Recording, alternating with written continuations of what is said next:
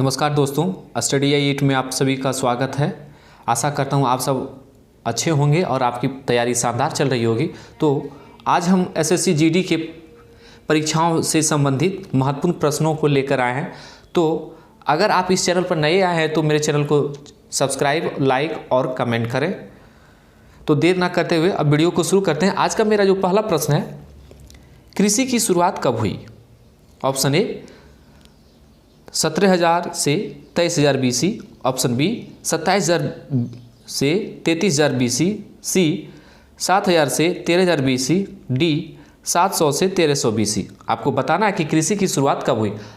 हाँ, एक चीज़ आपको जानकारी देने की, हर प्रश्न का हम विस्तार पूर्वक से बताने के लिए हमेशा कोशिश किया और आपको बताए हैं। तो इसका आंसर बताना है कि कृषि की शुरुआत कब हुई है। ऑप्शन ए 17,000 से 23,000 BC, बी 27,000 से 33,000 BC, सी 7,000 से 13,000 BC, डी 700 से 1300 BC। तो इसका राइट आंसर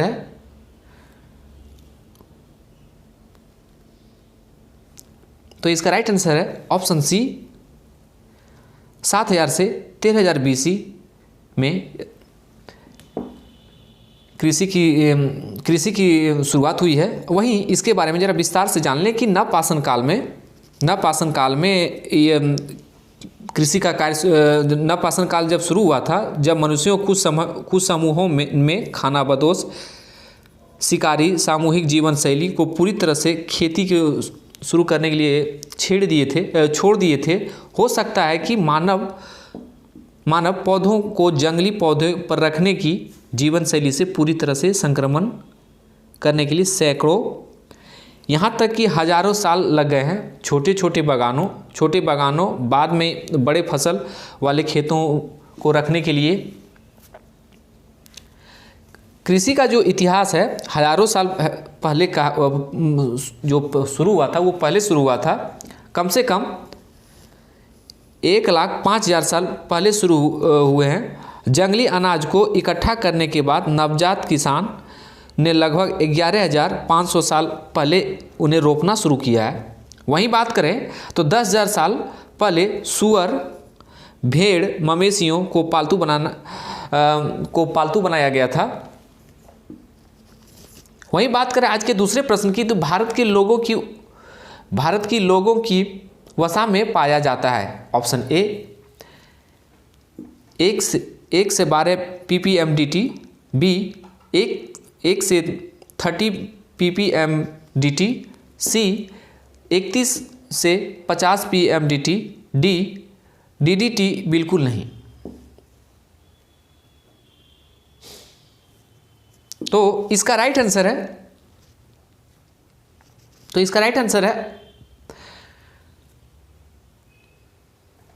ऑप्शन बी है इसका राइट आंसर की 1 से 30 pmdt भारत की लोगों की वसा में पाया जाता है। वहीं बात करें आज के तीसरे प्रश्न की, एंटीबायोटिक होती है। ऑप्शन ए पौधे, बी सिरप, सी टॉक्सिक्स, डी दवाएं।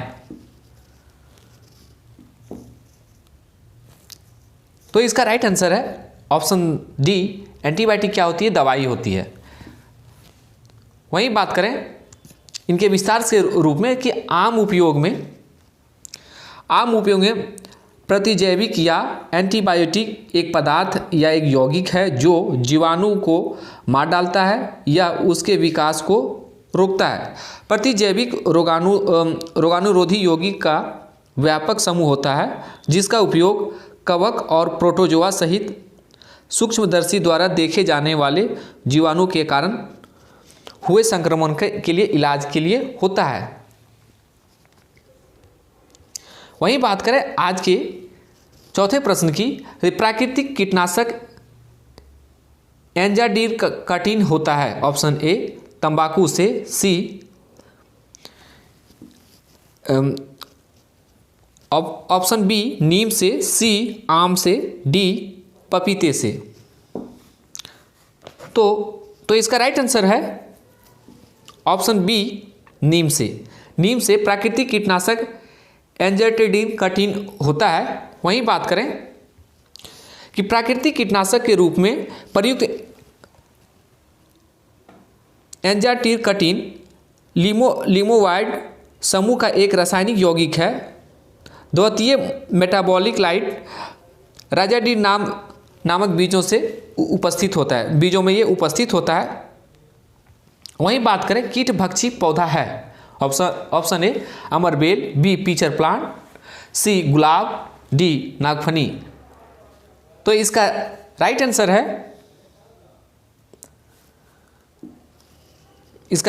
है ऑप्शन बी पीचर, कीट भक्षी पौधा पीचर पौधा होता है।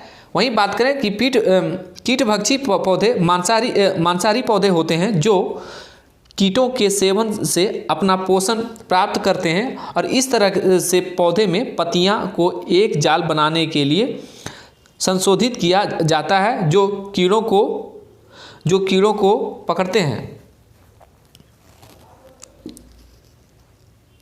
ये जितने भी प्रश्न हैं ये विगत कई प्रतियोगी परीक्षाओं में पूछे गए हैं, हम वहीं से ये प्रश्न को लाए हैं और हमें लगा कि ये एसएससी जीडी में हो सकता है कि ये पूछ दे, ये कोई भी प्रतियोगी परीक्षा में ये पूछ सकता है। तो इस वीडियो को स्किप ना करें और ध्यान से देखें कि पीचर पौधे कीटभक्षी पौधे का सबसे आम उदाहरण है। इनमें पंक्तियों के पीचर में बदल दिया जाता है जिसमें एक तरल होता है जो खाद्य को इकट्ठा करता है और पचाता है। वहीं बात करें निकोटीन पाया जाता है, निकोटीन ऑप्शन ए चाय की पत्ती में, बी तंबाकू की पत्ती में, सी कॉफ़ी के बीजों में, डी नीम की पत्ती में। तो आपको बताना है कि निकोटीन पाया जाता है, किसमें पाया जाता है। तो इसका राइट आंसर है ऑप्शन बी तंबाकू की पत्ती में निकोटीन पाया जाता है। वहीं इनके बारे में जान लें कि चाय की पत्ती में क्या पाया जाता है। चाय की पत्ती में कैफीन पाया जाता है और तंबाकू की पत्ती में निकोटीन पाया जाता है। वहीं बात करें पौधे के किस भाग से कॉफ़ी प्राप्त होती है। ऑप्शन ए फूलों से, बी बीजों से, सी पत्तियों से, डी फलों से। आपको ये हमेशा कंफ्यूज हो कि चाय पत्तियों से बनता है, तो आपको बताना है कि कॉफ़ी किससे प्राप्त होता है। तो इसका राइट आंसर है ऑप्शन बी बीज से, ये बीजों से कॉफ़ी प्राप्त होता है। वहीं इनके बारे में ज़रा विस्तार से जान लें आप कि बहुत से आने वाले बहुत तरीके परीक्षे में ये कॉफ़ी से संबंधित आपको ये पूरा मालूम चले कि कर्नाटक के बाद अगला राज्य जो भारत में कॉफ़ी उत्पादन में उच्चतम हिस्सा है वो केरल है। सबसे पहला आपको जाना कि सबसे पहला कॉफ़ी का सबसे ज़्यादा उत्पादन करने वाला कौन सा राज्य है, कर्नाटक है। केरल भारत में लगभग 21% कॉफ़ी उत्पादन करता है। केरल और कर्नाटक दोनों मिलाकर भारत की कुल कॉफ़ी उत्पादन में 90% हिस्सा है। भारत में तीसरा सबसे अधिक उत्पादन वाला राज्य तमिलनाडु है जो भारत में उत्पादित कुल का 5% हिस्सा है। आपको कि तमिलनाडु का कितना परसेंट हिस्सा है, 5% है। कॉफ़ी पूर्वोत्तर भारत, उड़ीसा, आंध्र प्रदेश में भी उगाई जाती है। रोबस्टा और अरेबिका भारत में उगाई जाने वाली कॉफ़ी सबसे प्रसिद्ध प्रजाति है। कई प्रकार की प्रजाति होती है कॉफ़ी में, लेकिन रोबस्टा और अरेबिका भारत में उगाई जाने वाली सबसे प्रसिद्ध प्रजाति है। वहीं इनके बारे में और जान लें कि अरेबिका कॉफ़ी प्रजाति को 17वीं शताब्दी में कर्नाटक की बाबा बुदन गिरी पहाड़ी श्रृंखला में पेश किया गया था। भारत से कॉफ़ी जर्मनी, फ्रांस, रूस, Spain, Slovenia, Belgium, Netherlands, Greece, USA, United Kingdom जैसे देशों में निर्यात की जाती है। ये सभी देशों में भारत अपना कॉफ़ी को निर्यात करता है। मतलब एक साधारण भाषा में कहें तो हम लोग बेचते हैं, ये सभी देशों में हम लोग बेचते हैं। वहीं आपको एक चीज़ जान लेना चाहिए कि भारत में सबसे बड़े कॉफ़ी उत्पादक राज्य में एक सिलसिलेवार तरीके से जान लें कि सबसे ज़्यादा कॉफ़ी उत्पादन करने वाला कौन सा राज्य है। तो सबसे एक नंबर में आपको पहले ही बताए थे कर्नाटक होगा, दूसरे नंबर पे केरल है, तीसरे पे तमिलनाडु है, चौथे पे आंध्र प्रदेश है, पांचवें पे उड़ीसा है। आपको कमेंट में बताना है कि केरल भारत के किस भाग में अवस्थित है, कौन से महासागर में यह है, आपको ये बताना है। वहीं कर्नाटक के बारे में कुछ जान लें कि कर्नाटक का जो कॉफ़ी का प्रमुख उत्पादन है कि कर्नाटक भारत की 71% कॉफ़ी का उत्पादन कर्नाटक में होता है। कर्नाटक सबसे बड़ा कॉफ़ी उत्पादक क्षेत्र कुर्गू जिला है। कर्नाटक का कोडगू जिला भारत में उत्पादित कुल का कॉफ़ी का 33% उत्पादन करता है। कर्नाटक अन्य मुख्य कॉफ़ी उत्पादक क्षेत्र चिकमगलूर है, हासन है, शिमोगा है और मैसूर है। वहीं बात करें पौधे के फलियों के भाग से कॉफ़ी प्राप्त की जाती है। कॉफ़ी का पौधा बीजों या फलियों के लिए उगाया जाता है और जिन्हें भूनकर पीसकर कॉफ़ी बनाने के लिए बेचा जाता है। कॉफ़ी का पौधा उष्णकटिबंधीय सदाबहार झाड़ी या अफ्रीकी मूल का एक छोटा सा पेड़ है। दुनिया भर में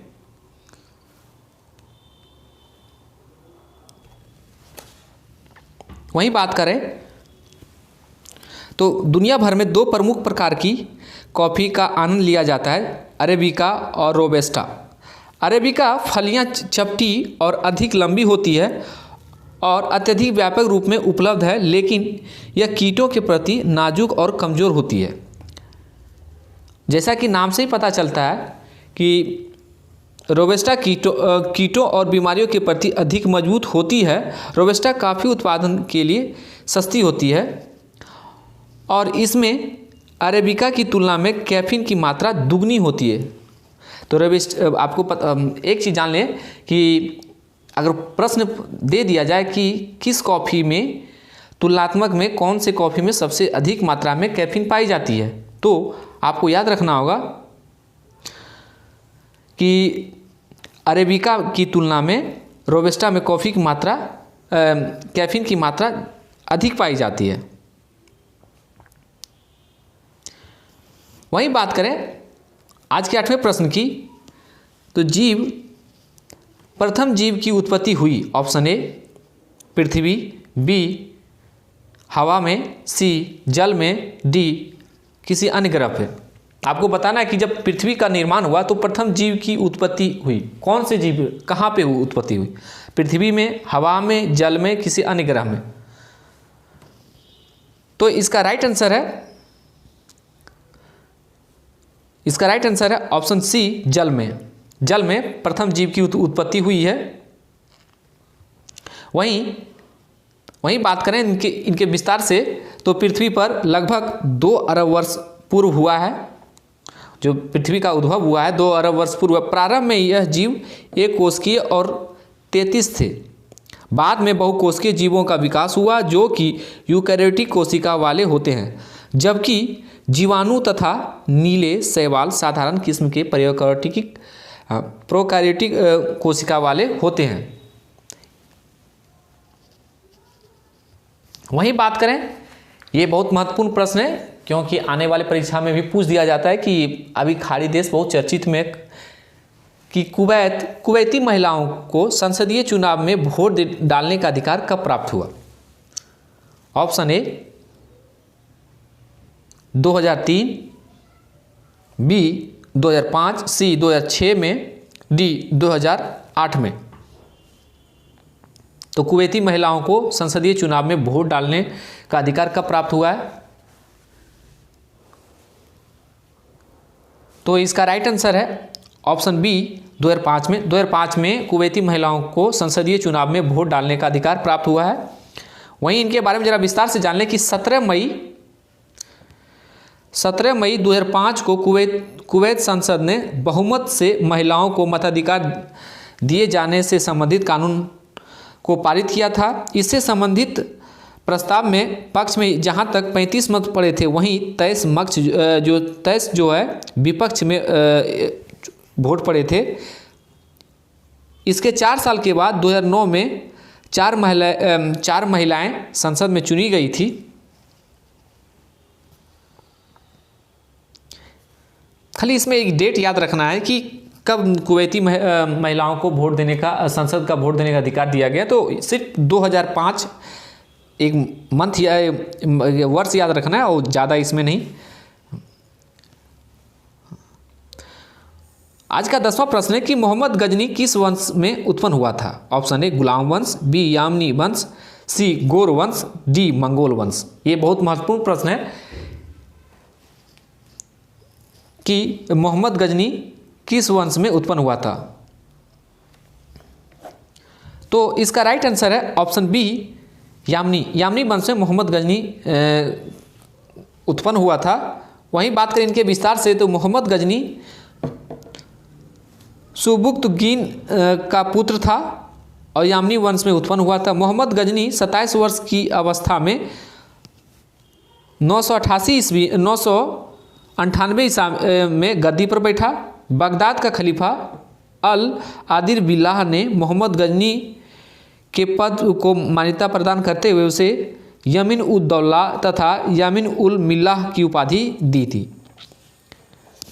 वहीं बात करें आज के 11वें प्रश्न की तो बलबन 1255 से 1287 ईस्वी में इनका शासन हुआ। तो बलबन का मूल नाम क्या है था। बलबन का मूल नाम क्या है। Option A Ibn Battuta, B Imadul Mulk, C Bahauddin, C D Sher Khan.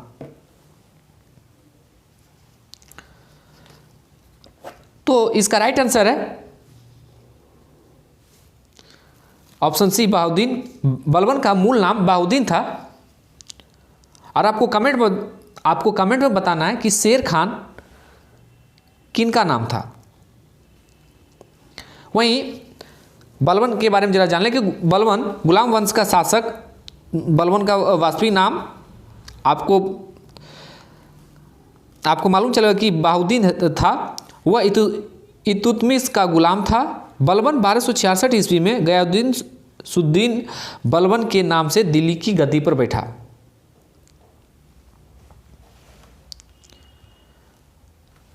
वहीं बात करें आज के 12वें प्रश्न की, इन पंक्तियों किसने लिखा है। ये जो पंक्ति लिखा हुआ है एक श्लोक है, आपको इसके बारे में बताना ये किसने लिखा है।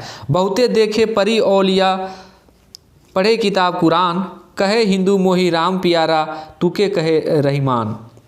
इसका जो ऑप्शन है ये बताना है कि ये पंक्ति किसने लिखे हैं, ये कौन लिखे हैं, कौन से व्यक्ति ने लिखा है। जैसे नामदेव, बी नानक, सी रामानंद, डी कबीर। तो इसका राइट आंसर है ऑप्शन डी कबीर।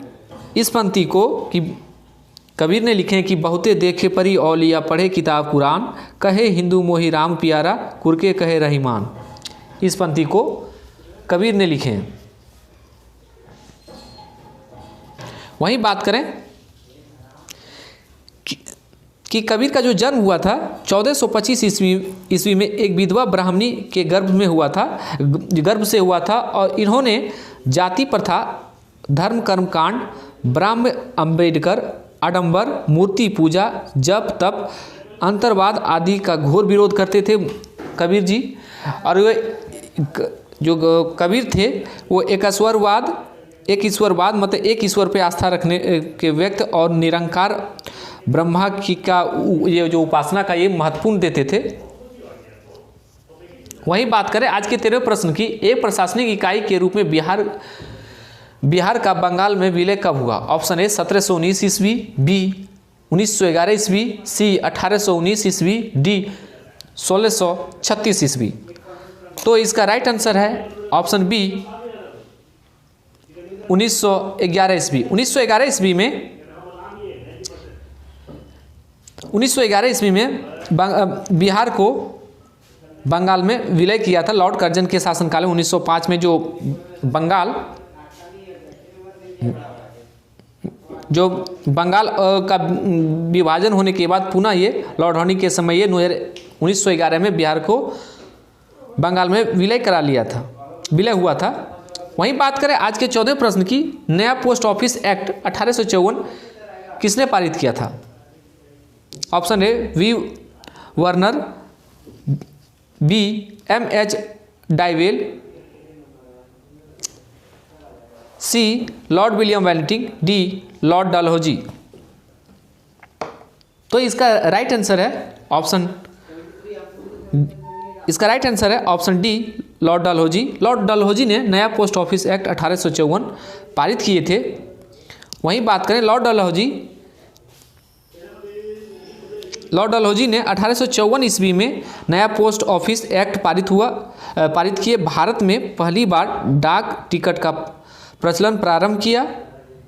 इस समय भारतीय नागरिक सेवा हेतु पहली बार प्रतियोगी परीक्षाओं शुरू भी की गई।